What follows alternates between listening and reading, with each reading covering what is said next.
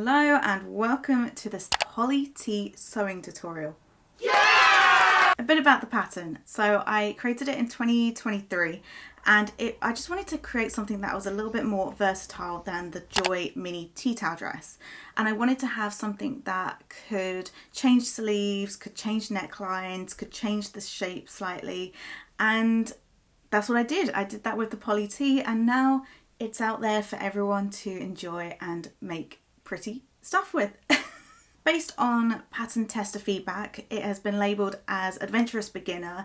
However, I do think with a more visual tutorial, I do think beginners can have a go at this. There isn't too many tricky items. There's just a lot of puzzling, I would say, and a bit of gathering and a bit of bias binding, creating. But I think anyone can handle it. I think you can handle it. And the best thing about this pattern is that it accommodates to a standard size tea towel. Because if you are new around here, my name is Scarlett and I run a small business called AFRAYED Upcycling, and I am obsessed with tea towels and tea towelifying garments, basically. And like I said, I did create this pattern to have different sleeves. So there is actually a sleeve extension pack for this pattern and the tammy dress pattern. So if you fancy a little ruffle sleeve, puff sleeve or bishop sleeve with your poly tee dress, then you can. Before we get into it, I highly recommend that you choose a size based on the finished measurements rather than the body measurements. A lot of my patterns are oversized and I do find as someone with a 41-inch bust, I can fit into a size large, which is a 46-inch bust, I think it is for the poly tee. But I can also fit into a size medium, which is a 43-inch bust. Depends on what kind of fit you want, although I probably would recommend that you go for something a little closer to your bust measurement. I also really recommend that you make a mock-up of the dress. That way you can perfect all of the sizing and you can also try out some different little hacks with the neckline, which I do have a tutorial for, so if you want to check that out, I will put it in the description below.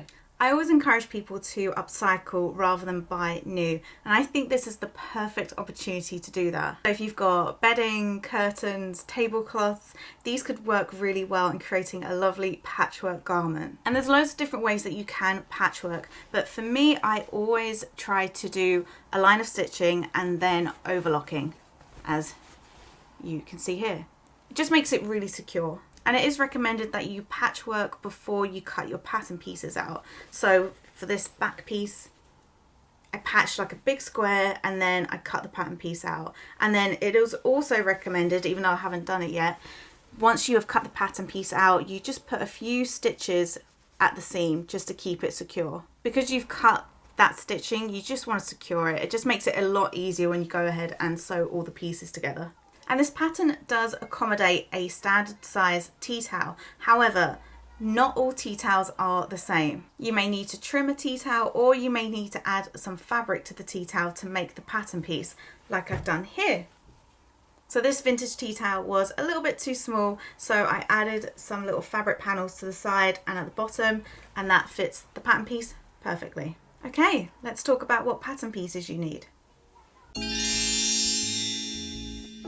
For this pattern, you will need a pair of front top bodice pieces, a main tea towel piece, a pair of front side bodice pieces, a pair of front side skirts, a pair of pockets, and two 12mm double folded bias binding pieces that measure 18 centimeters in length for both. You will also need a pair of ruffle sleeves, a back bodice, and a back skirt. In lining, you need your back bodice piece and the two top front bodice pieces. In order to save paper, you will need to cut some of the pattern pieces out. Some of the measurements differ depending on sizes, so please refer to the instructions. You will need to cut out two side ties, one ruffle hem and one tea towel top lining piece. The ruffle hem is quite long, so maybe patch some different fabrics together. It usually makes the end result quite interesting. The original pattern has a square neckline, however for this I am doing a V neckline. If you want to learn how to change your square neckline into a V neckline, then I have a tutorial on this.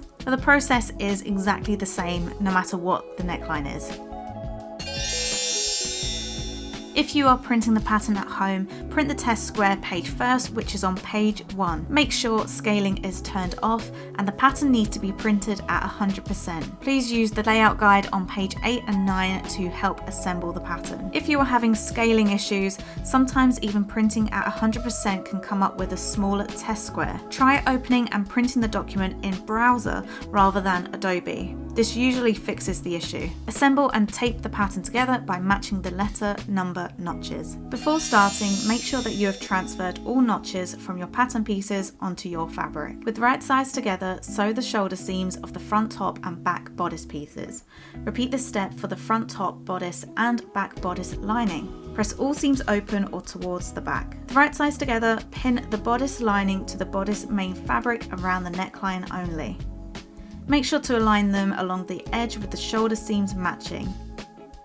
Starting at one point, stitch around the entire neckline. Carefully cut notches into the seam allowance around the curved neckline. This will help the seam sit flat and stay tucked into the garment. For the square neckline, you only need to do the curved edge at the back. Press the seam allowance towards the neck facing and stitch about 2 mm away from the edge of the seam on the lining side.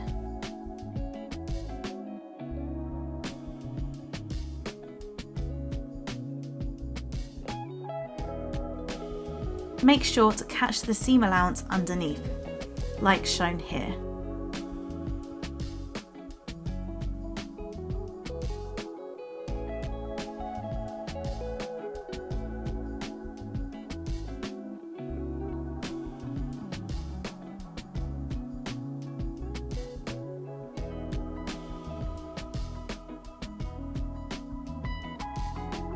Moving on to pockets, with the wrong side of one pocket bag facing you, turn the bottom and the left side of the pocket by 1 cm and press. Repeat this for the other pocket bag, however, instead of pressing the left side, you want to press the right side. Use this video to help you. Using a long loose machine running stitch, aka a basting stitch or gathering stitch, stitch about 1.5 cm away from the top edge of the pockets, being sure to leave enough loose threads at the beginning and end to help you gather the top of the pocket. Gather the pocket to 18 cm.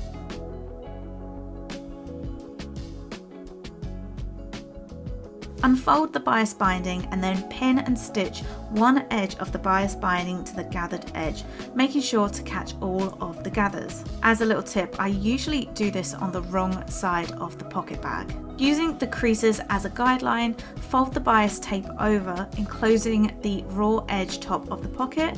Then you want to pin and sew with a 7 mm seam allowance. Once that's all looking neat, you can go ahead and remove that gathering stitch.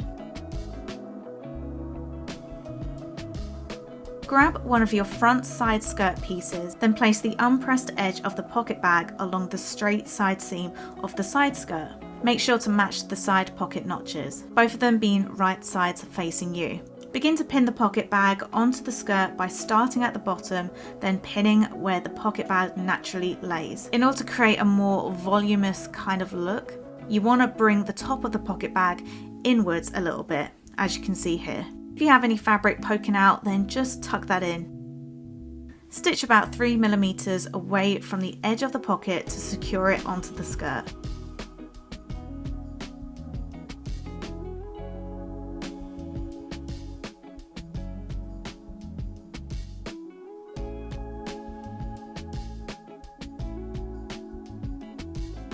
Lay the front and back skirt pieces on top of each other, right sides together. Pin and sew down both side seams to form the skirt part of the dress. Make sure you finish the seams. Using a long loose machine running stitch, sew 2 parallel lines of stitches about 5 mm from the edge of your bottom skirt piece. Start and finish the gathering about 1.5 cm away from each end, leaving a couple inches of loose thread to allow easy gathering. You'll have 4 bits of threads at each end, so grab the top 2, then start to slowly pull the thread ends and start to evenly distribute the gathers along the edge.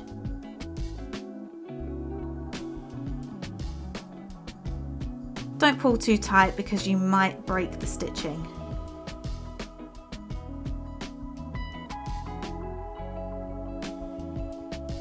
Take your front side bodice piece and place it right sides down on top of the back bodice piece.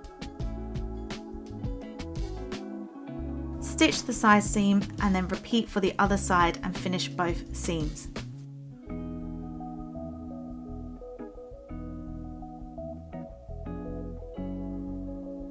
Lay the gathered skirt on top of the back bodice, right sides together. Start to pin the gathered edge to the bottom of the bodice pieces, making sure to align the side seam of the bodice to the side seam of the skirt.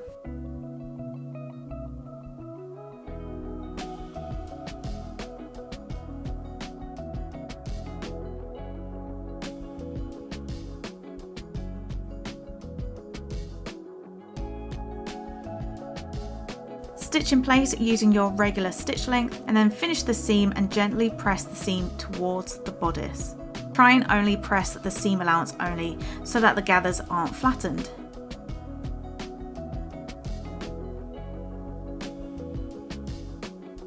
To create the two waist ties, you'll need to fold them in half along the longer length, right sides touching.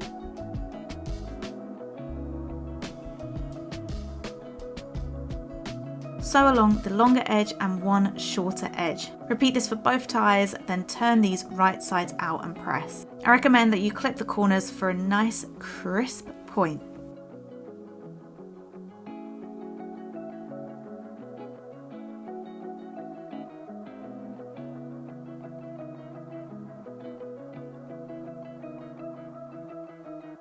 So you want to align the raw edges of the ties to the edge of the side bodice and machine tack in place, which basically means stitching it about 5mm away. And you want the tie to sit just above the side skirt seam. Place the long edge of the tea towel along the front side bodice and front side skirt piece, right sides together. Before you do that, make sure the tea towel is facing the right way up. You want the top of the tea towel to match the top of the dress. Match the notches, pin and sew the side seams and make sure any gathers are not caught in the seam. Repeat this for the other side of the tea towel along the longer edge and you can start to see the dress coming together.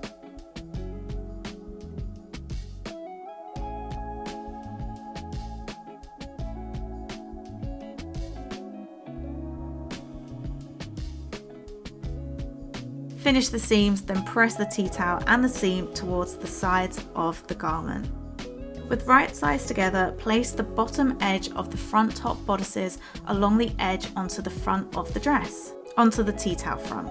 Starting at the armhole, begin to match the notches and pin along the edge. This is the same for the square neckline and the V neckline.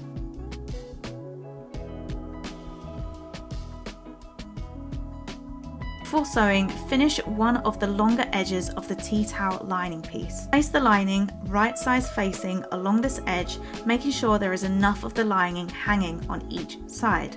Use this video to help you.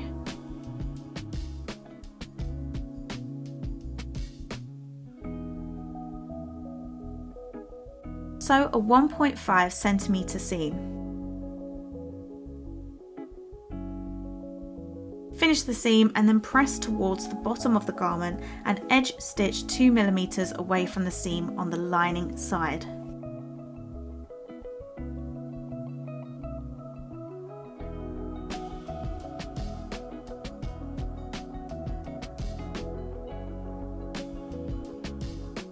Clip the excess tea towel lining at the sides by following the curve of the armhole. Pin or machine tack the lining to the armhole. To make the sleeves, you will need to sew along the shorter edge of both sleeves, right sides together. Finish the seams. Finish the curved edge, not the notched edge. Then press it to the wrong side of the fabric by 12mm.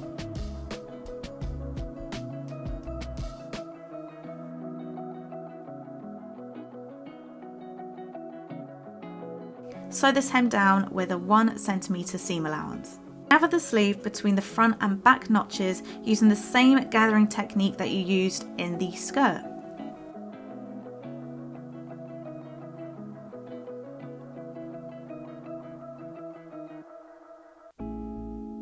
With the dress turned wrong side out, pin the raw edges of the sleeve to the sleeve opening, right sides facing. Make sure to match the underarm seam to the side seam of the dress. It is recommended to match the notches of the sleeve and armhole before evenly gathering the sleeve, like what I'm doing here.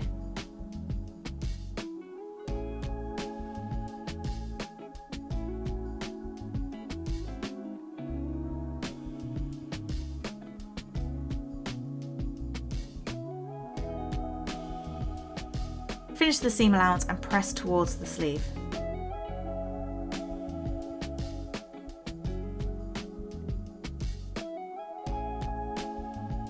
Now for your ruffle hem, with right sides together, pin and sew the hem piece along the shorter edge to create a large circle of fabric. Make sure that the fabric isn't twisted when you do this.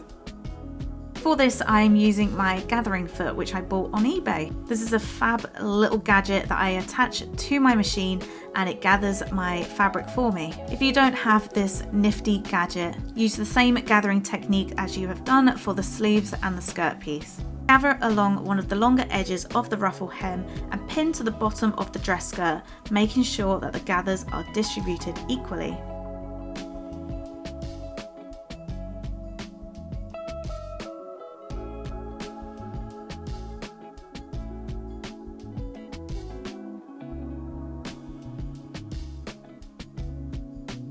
Finish and press the seam only. We are nearly there. So to hem the dress, you're going to turn the fabric to the wrong side by 1 centimeter and press.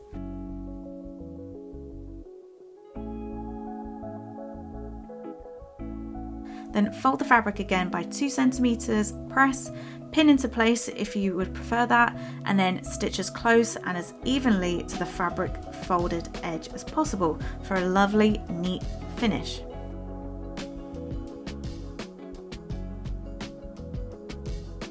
Finally, give your dress one final press, and guess what? You've just made one of the coolest dresses ever.